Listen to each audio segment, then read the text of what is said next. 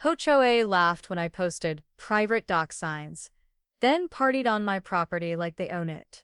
What they didn't know, I held a county lease and a legal trap built from every violation they ignored. When I towed 5 boats in one morning, including the HOA president's brother-in-law, they called it war. But I didn't fight. I sold the dock to a kayak company and locked the entire neighborhood out. Now they book online to stand where they once trespassed for 40. Before we deep dive into this interesting story, subscribe to our channel and tell us where are you watching from. Share in the comments below. There's a kind of silence you only find near water. Not the dead kind. More like a living stillness, where the breeze hums through pine needles and the soft knock of a rope against a wooden dock becomes your clock. That's the silence I moved here for. That's what I earned. My name's Mark. I'm 52 now. Spent most of my life in structural engineering, big city firm, long hours, 3 cell phones and a pager at one point. I was good at what I did. Too good, maybe.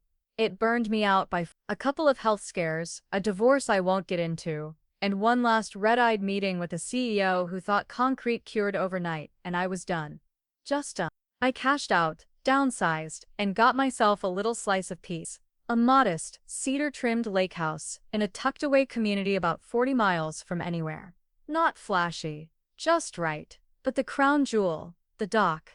A narrow slip of treated lumber that reached out like a quiet thought into the glassy water.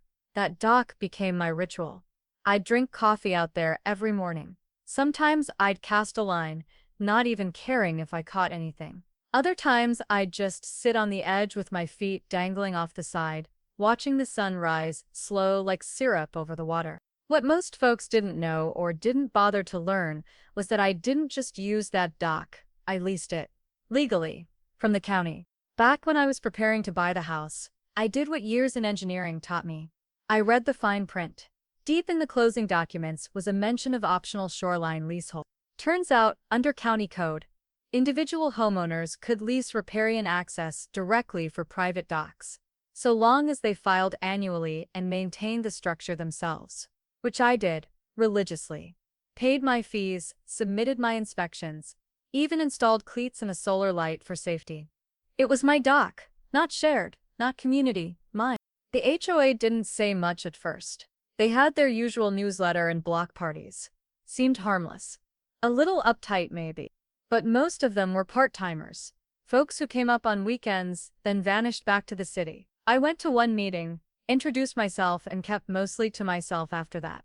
Didn't feel the need to join in the gossip or the bake sales. Life was quiet. Predictable. The kind of quiet you start measuring your heartbeat against. For nearly 2 years, things stayed that way. I kept the dock clean, replaced a couple rotted planks one spring, helped a neighbor's kid learn to fish off the edge.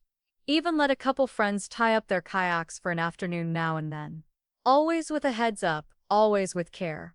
And then, things started changing. It was subtle at first. A beer can left behind. Footprints I didn't recognize. A jet ski drifting a little too close, tethered with a makeshift rope. I brushed it off. Maybe someone got confused. Maybe it was a one-time thing. But something about that dock, my dock, began to feel different. Not violated, not yet, but disturbed. Like someone knocking gently at a door you'd never given them the key to.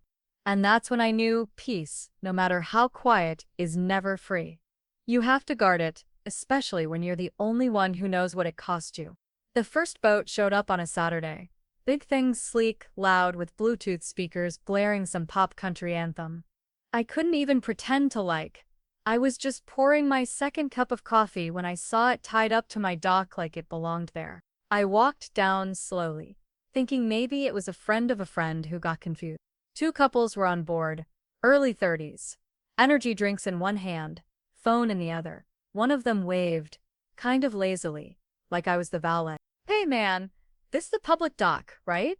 I stared at him. "No, it's not. This is private property. Who told you otherwise?" He looked confused for a second, then pointed vaguely toward the neighborhood. HOA board said all lake access is shared. Said docks are community use unless gated. I blinked. Did they now? He grinned, clueless. "Will only be like an hour." They stayed for By the time they left, I found crushed chips ground into the planks, a busted cleat, a damp towel someone had the nerve to leave hanging off my solar light. I should have snapped then, but I didn't. I told myself it was a one-off. A misunderstanding, maybe someone new on the board had their facts mixed up. That theory died the next weekend. 2 more boats this time. Loud again. Music, beers, someone doing yoga on the deck like they were filming a lakefront lifestyle commercial. This time, I approached more directly. Didn't even give them a chance to wave. Whose boats? A guy in mirrored sunglasses turned without standing. We're guests of the Anderson. HOA said docks are fair game for community members and their friends. Didn't you get the newsletter? No. I stood there, watching as a teenage girl peeled a granola bar wrapper and let it blow into the water. That night, I pulled up my lease, printed it again, highlighted the language, sole access and maintenance rights, subject to annual renewal by lessee. Clear as day. The next morning, I emailed the HOA board. No accusations, no threats, just a polite but firm clarification that Dock Lot B7 is leased and privately maintained under direct agreement with the county, not the HOA, and that unauthorized use would no longer be tolerated. I didn't get a reply for 2 days. When it came, it was short. One line from the board president, Rick. That's not how it was explained to us. We'll take it under review. Rick? Of course. Rick was the kind of guy who always talked about how well-oiled everything ran under his rulership.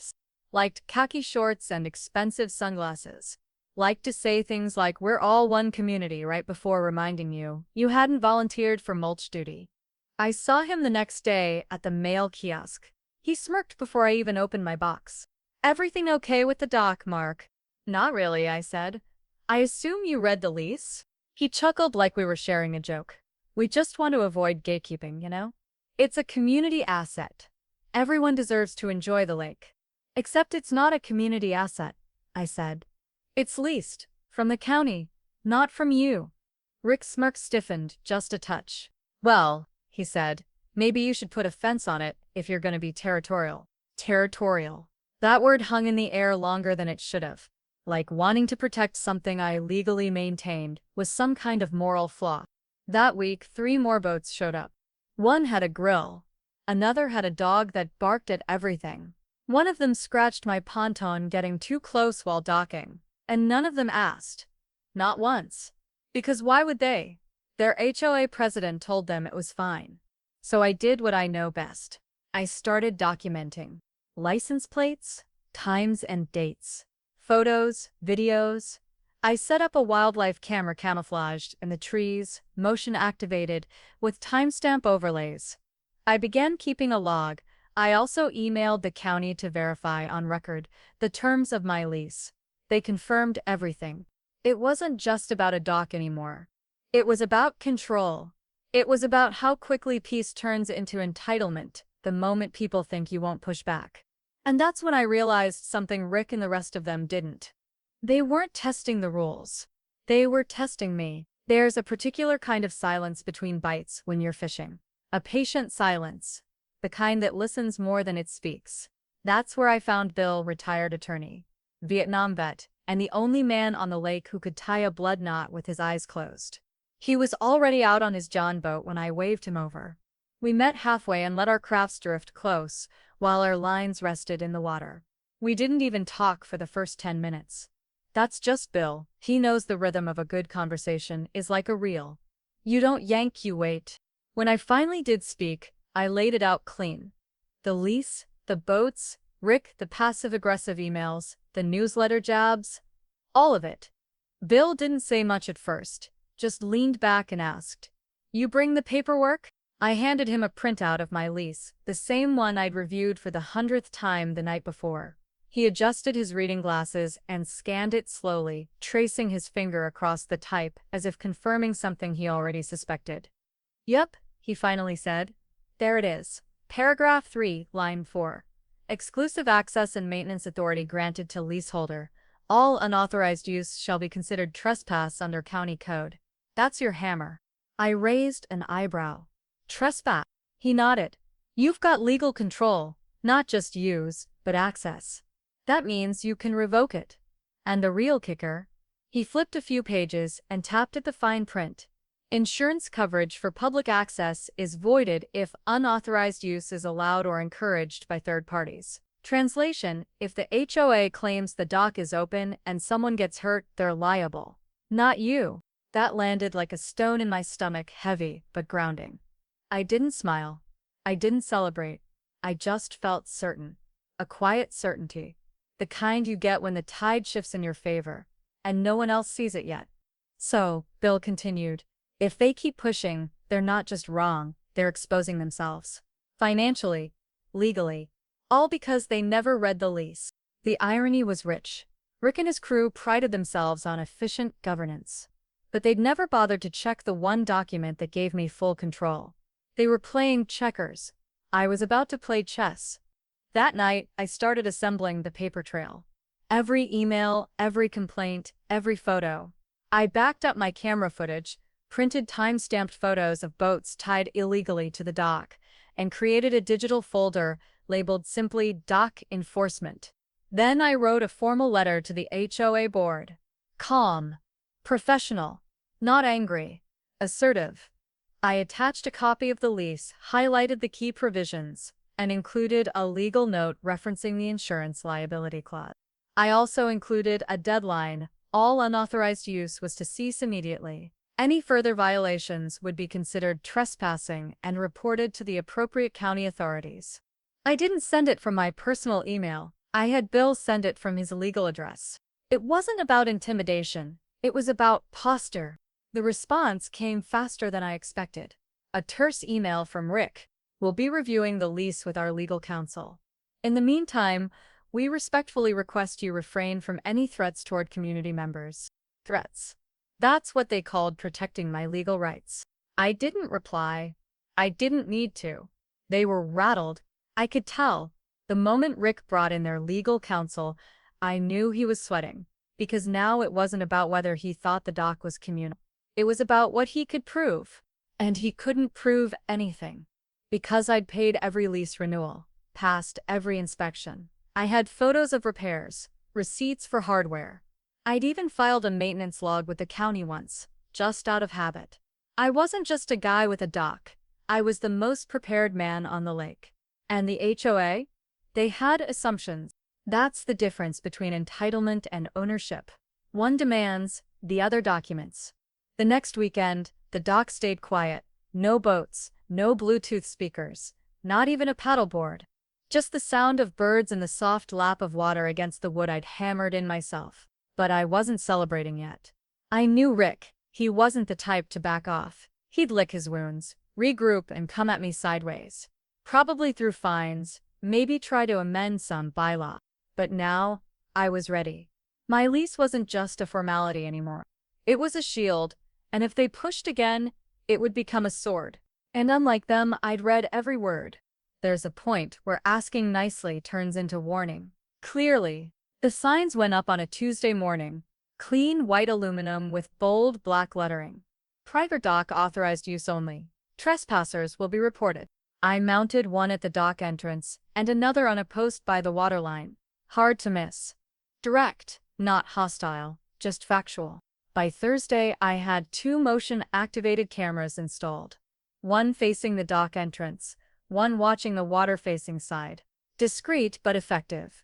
They uploaded directly to a secure drive with timestamps, license plate recognition, and facial capture. I emailed the HOA that afternoon. Per my lease agreement, and under county code, any unauthorized use of dock lot B7 constitutes trespassing. Signs and cameras have been installed for documentation and liability protection. This message serves as formal notification. No threats, no bluster, just law. The next morning, I got the newsletter. Page 3, bottom corner, a little blurb tucked between landscaping tips and reminders about pet waste. Reminder, we are a community of trust, not suspicion. Excessive signage and surveillance may discourage neighborly spirit. Let's not give in to paranoia. Paranoia. That was the word they used. I clipped the article and filed it under Exhibit C in my growing case file. But what really told me everything I needed to know was what happened that weekend. 3 boats tied up. One had a mini keg strapped to a cooler with duct tape. Another was blast music so loud it made my windows hum. Someone had even dragged a folding table down to the dock, like they were setting up for tailgate brunch. I stood behind the curtain, watching. They had seen the signs. One woman pointed at them, laughed, and then took a selfie in front of it with 2 middle fingers up. Timestamp 2:36 p.m. The cameras caught it all. I kept watching. At some point, one of the guests, mid-40s, red polo, barefoot, tried to dock a canoe by shoving it under the pontoon rail. He lost his balance, fell, and in the process managed to knock over my neighbor's kayak, which had been carefully tied nearby. The kayak cracked at the front hull and slowly drifted out. The man cursed, laughed, and got back on the pontoon like nothing happened.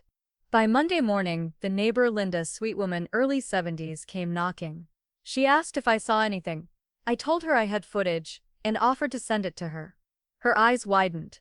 Apparently, the same man had claimed I was responsible. He said you were angry about the boats, and maybe nudged it out to make a point, she said delicately. I didn't even have to answer. I just pulled up the footage. She watched it twice, once silently, once with a little shake of her head. Would you mind if I sent this to my lawyer? She asked. Please do, I said. It's yours. By that afternoon, I had a call from the HOA. Not Rick, someone else on the board. A nervous voice asking if we could have a conversation before things escalated. Escalated. They hadn't even begun to understand what escalation looked like. The dock had become a front line, not of noise or chaos, but of principle. They mocked the signs. They laughed at the cameras. They called me paranoid. But what they didn't understand was this. Documentation doesn't care how you feel. It just tells the truth. And I was no longer trying to stop them. I was letting them hang themselves with timestamps attached. The envelope showed up folded in half, tucked inside my mailbox like it was ashamed to be there. Notice of violation, HOA Compliance Committee. It was printed on thick paper, as if expensive stock might soften the absurdity of it. Inside, a $500 fine for failure to maintain community access standards, shared lake facilities. Shared. They actually used that word. I read it twice, slowly. Then, once more, for the comedy. They had quoted HOA regulations about common spaces, docks built on association-owned land, and excessive signage discouraging neighbor participation. None of it applied to me. Not a line. My dock wasn't on HOA land. It was county leased. Independently, legally, documented 6 ways to Sunday. So I did what any rational man with an ounce of patience and a pile of evidence would do. I laughed once, short, clean, and filed for a formal appeal. The hearing was scheduled for the next Thursday in the HOA clubhouse conference room. I arrived 10 minutes early, dressed in a gray-colored shirt and dark jeans. Polished, but unassuming. I didn't come alone. Bill, my quiet, fish-obsessed, law degree-carrying friend, walked in beside me, legal folder in hand. He said nothing as we sat. Just nodded once and leaned back like he'd been here 100 times. Rick was already seated, flanked by 2 other board members. Elaine, who once scolded a teenager for riding a bike on the sidewalk, and Carl, who hadn't made eye contact with me in 6 months. The gavel in Rick's hand looked like it had been bought off Etsy, all polished oak and false authority. Let's get started, Rick said, tapping the gavel like he was presiding over a federal court instead of a lakeside tantrum. I let him talk. Let him read his little speech about community cohesion and my disruption of harmony. He quoted bylaws, waved his hands around like a televangelist, then turned to me with this smug half-smile. You'll have 5 minutes to respond. I didn't need 5. I pulled out a thick folder and laid it flat on the table. Then I slid a copy of my lease highlighted and annotated across to each board member. Per County Code 46.3, Dock Lot B7 is leased directly to me, not the HOA. This lease grants me full maintenance and access authority and explicitly excludes shared use. The land is not common property. Your fine is based on irrelevant bylaws. Silence. Then I opened a second folder. Inside, color printouts, timestamped photos, guest boat violations, video stills of trash left behind, screenshots of emails, Linda's kayak incident, copies of my certified warnings, These are your community members violating private property law after written notice under the false assurance of this board. You've enabled repeated trespassing on a structure I maintain, at my own expense, under a lease you've clearly never read. Rick shifted in his chair. Bill cleared his throat. If you'd like to continue pressing this matter, we'd be happy to involve the county. But I'd advise reviewing the liability clause on page 4. Because, as of now, this board is at legal risk for enabling unauthorized use of a dock not under your jurisdiction. Elaine blinked fast. Carl scratched his neck. Rick tried to speak, but I cut in, calm and flat. I used to design federal compliance systems for projects that crossed state lines and required multi-agency certification. If you think I didn't check every word of that lease before putting up a sign, you don't know who you're dealing with. And that was the emotional pivot, the moment I let them know this wasn't personal anymore. This was procedural. The room went quiet. Rick set the gavel down slowly, as if afraid it might explode. He glanced at the lease again, his face trying to hide the truth now settling over him. They had overplayed. Badly. No one said a word as Bill and I stood. We didn't gloat, we didn't slam doors. Just gathered our folders, nodded, and walked out with the confidence of men who brought facts to a feelings fight and watched the feelings fold. That night, a new email came in from the board. Upon review, your appeal has been granted. The fine has been rescinded. We appreciate your commitment to the integrity of the community. No apology, no admission, just a carefully worded retreat. But the message was clear. They'd tried to flex. I brought the law, and now that gavel, it didn't belong in Rick's hand anymore. It belonged in mine. Lot B7. Active violation. The tow rep replied, on our way, 35 minutes. They arrived in 29. 2 flat-bottom skiff boats, a legal observer, and a deputy who sat calmly with his sunglasses on, while they untied and removed all 5 vessels. The expressions were priceless. One man tried to argue. Another threatened to sue. The deputy pointed to the sign and shrugged. The tow rep didn't engage. He just logged the boats, tagged them, and pulled them back upriver to the holding yard. By sundown, the dock was empty, clear, quiet. Exactly how it was meant to be. I had a whiskey on the porch that night. 1 cube. Just enough burn to keep things grounded. By Monday morning, the emails started. Subject lines like, "This is ridiculous. Really, Mark? You're out of control." One woman demanded I replace the cooler they'd left on their boat. Someone else accused me of violating the spirit of the lake.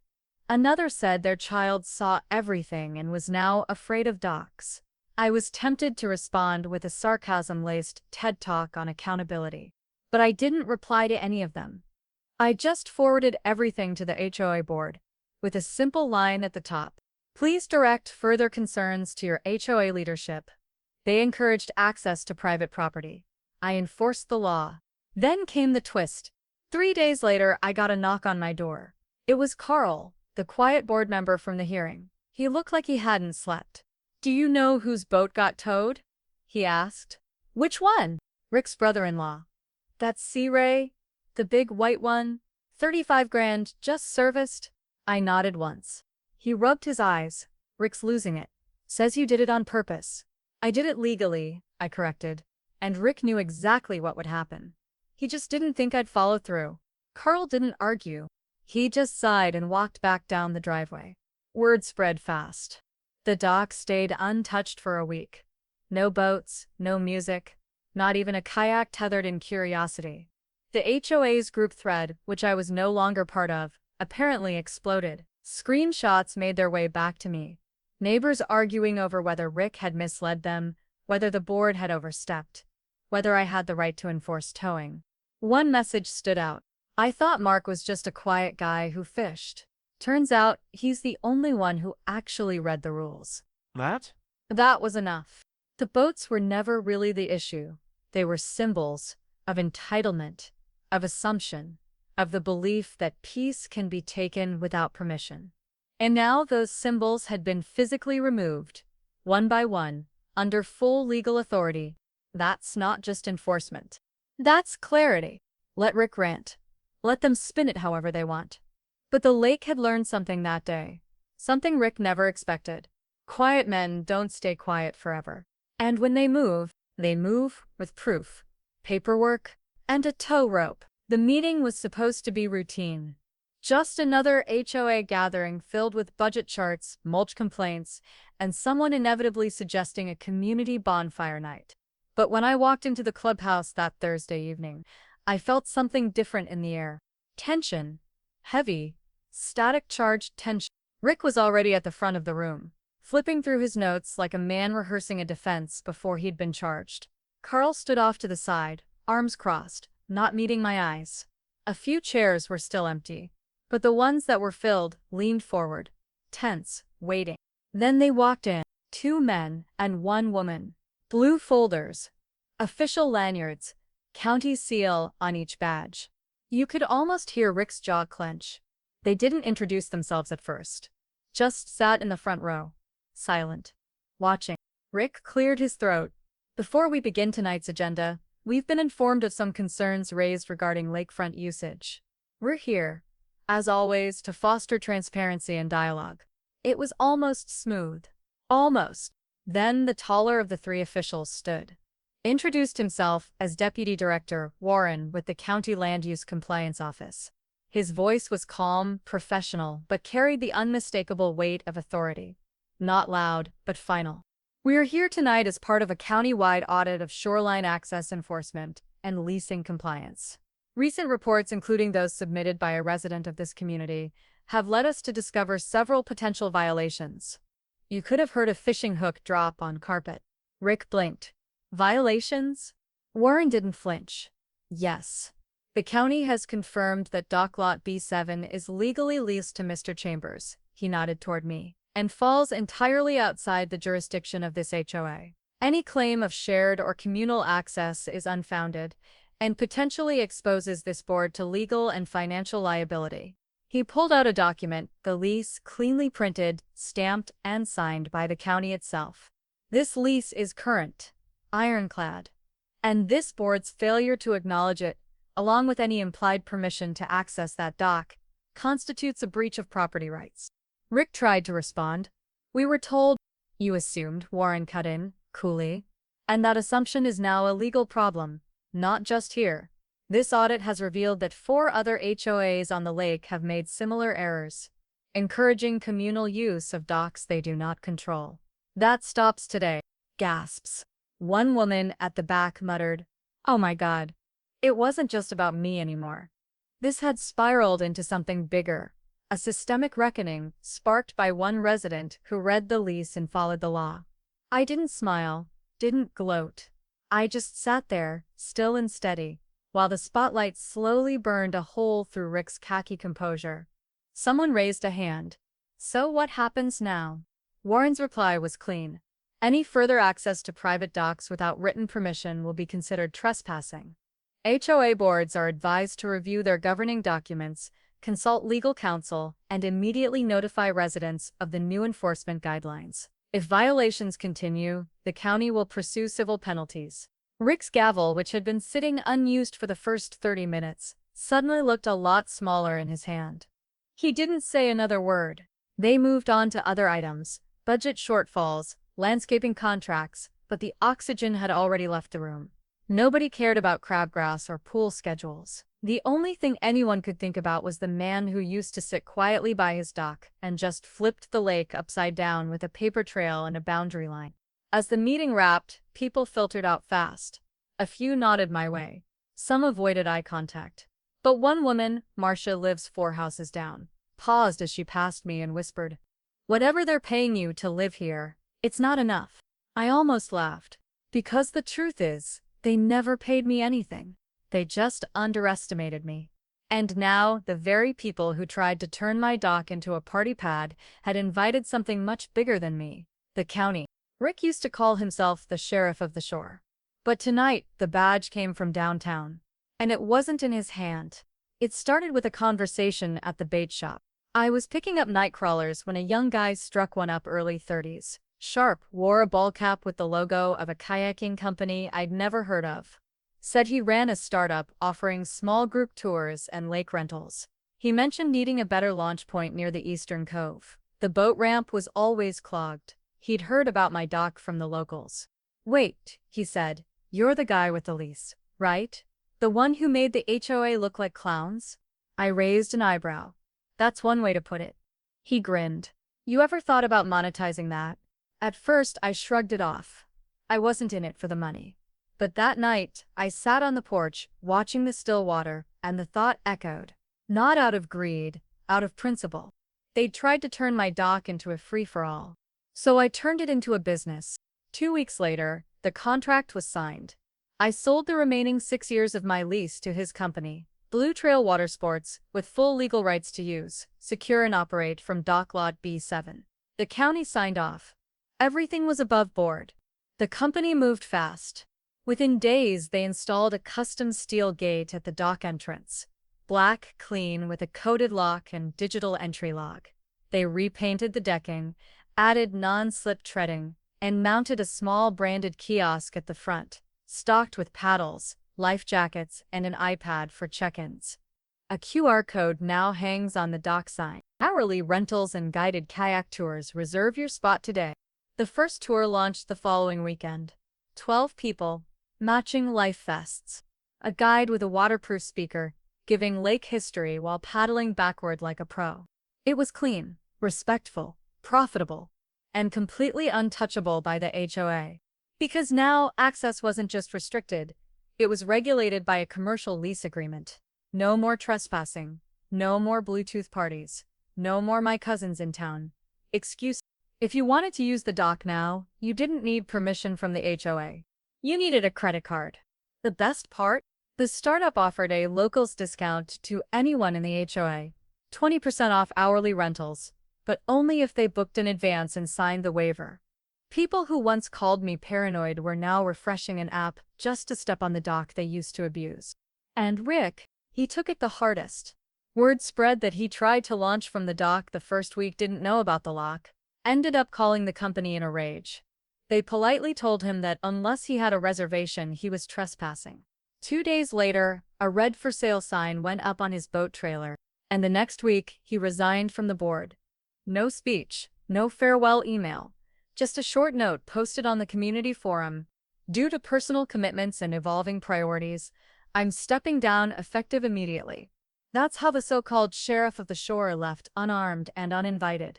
I never said a word to him. Didn't need to. The dock spoke for itself now. Where once there was assumption, now there was accountability. Where there was entitlement, now there was a lock and a ledger. And that gate, that simple swinging barrier of powder-coated steel. That was my final word. A message etched without shouting. A boundary drawn in black and silver. A monument not to revenge, but to resolution done right. They wanted to take what I built. Instead, I sold it, and I let the market teach them the lesson I didn't have to say out loud. Respect isn't requested, it's required. Most mornings now, I sit on my porch with a fresh cup of coffee and watch strangers load into bright orange kayaks down at the dock. They arrive in clean groups, smiling couples, adventurous tourists, the occasional dad snapping photos like he's never seen water before. There's structure now, order, and silence between paddles. The chaos is gone. My own pontoon sits tied up across the lake, resting gently at my friend Alan's dock. Calmer water, less traffic, and more fish than fools. It's not flashy, but it's mine.